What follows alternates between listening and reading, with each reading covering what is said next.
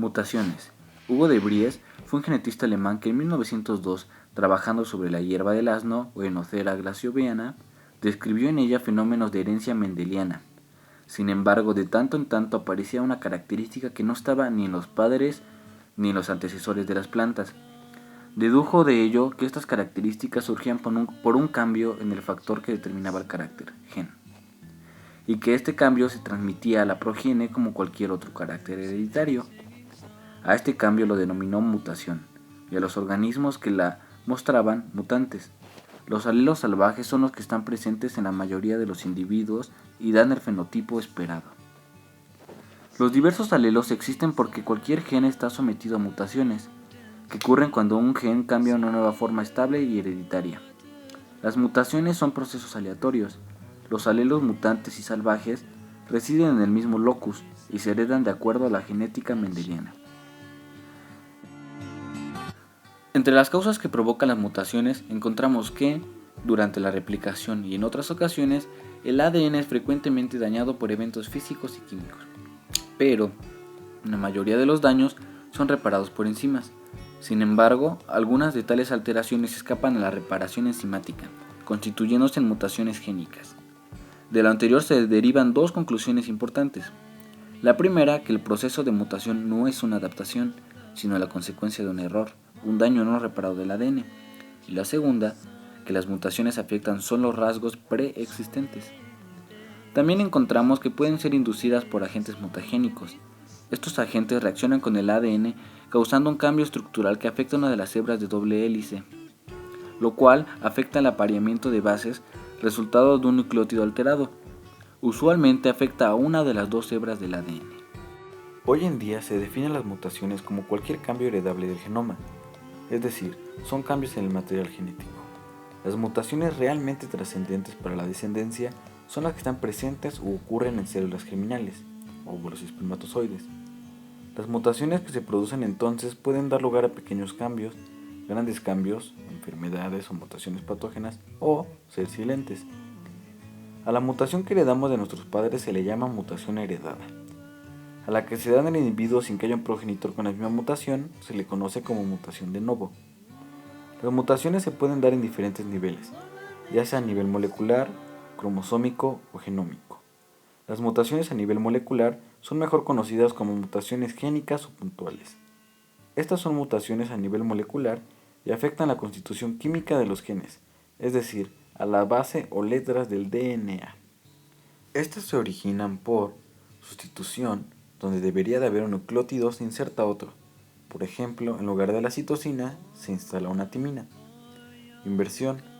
Mediante dos giros de 180 grados, dos segmentos de nucleótidos de hebras completamente se invierten y se intercambian. Translocación, que ocurre un traslape de pares de nucleótidos complementarios de una zona del ADN a otra. Desfasamiento. Al insertarse o eliminarse uno o más nucleótidos, se produce un error de lectura durante la traducción que conlleva la formación de proteínas no funcionales. Las mutaciones a nivel cromosómico son donde hay un cambio que afecta a un segmento de un cromosoma entero o inclusive un set completo de cromosomas. Estas mutaciones pueden ocurrir por delección, que es la pérdida de un segmento cromosómico, que puede ser terminal o intercalarse. Cuando ocurren los dos extremos, la porción que porta el centrómero une sus extremos rotos y forma un cromosoma anular. Inversión, que es cuando un segmento cromosómico rota 180 grados sobre sí mismo y se coloca en forma invertida, por lo que se altera el orden de los genes en el cromosoma. Duplicación, que es la repetición de un segmento cromosómico.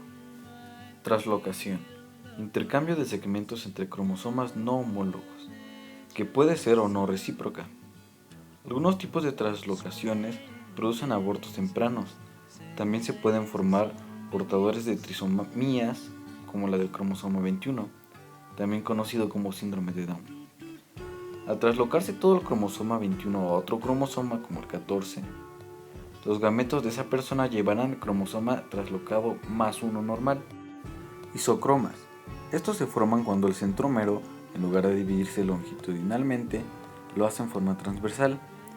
En las mutaciones a nivel genómico se afecta al genoma, es decir, la dotación completa de cromosomas o su número. 1. Las mutaciones que consisten en el aumento del número normal de juegos de cromosomas se llaman poliploidías. Número 2. Las mutaciones que provocan un descenso en el número de juegos de cromosomas se llaman haploidías. Número 3. Las mutaciones que afectan solo al número de ejemplares de un cromosoma o más, pero sin llegar al juego completo, se llaman ancuploidías y puede incluir tanto autosomas como cromosomas sexuales. Generalmente, la pérdida de cromosomas tiene mayor repercusión en un individuo que la ganancia, aunque esta también puede tener consecuencias serias. Las células que han perdido un cromosoma presentan monosomía para ese cromosoma, mientras que aquellas con un cromosoma extra muestran trisomía para el cromosoma implicado. Casi todas las monosomías autosómicas llevan a la muerte poco después de la concepción y solo unas pocas trisomías permiten llegar al nacimiento. La tasa de mutación, que es la frecuencia con la que aparecen nuevas mutaciones en cada gen, varía en función del tipo de mutación, del organismo y la región génica considerada. Las mutaciones son la principal causa de las enfermedades genéticas. El cáncer es un ejemplo típico de enfermedad causada por mutaciones somáticas donde se alteran los llamados oncogenes que afectan a proteínas reguladoras de la división celular, causando una alteración en la proliferación de las células. Una consecuencia de las mutaciones puede ser una enfermedad genética.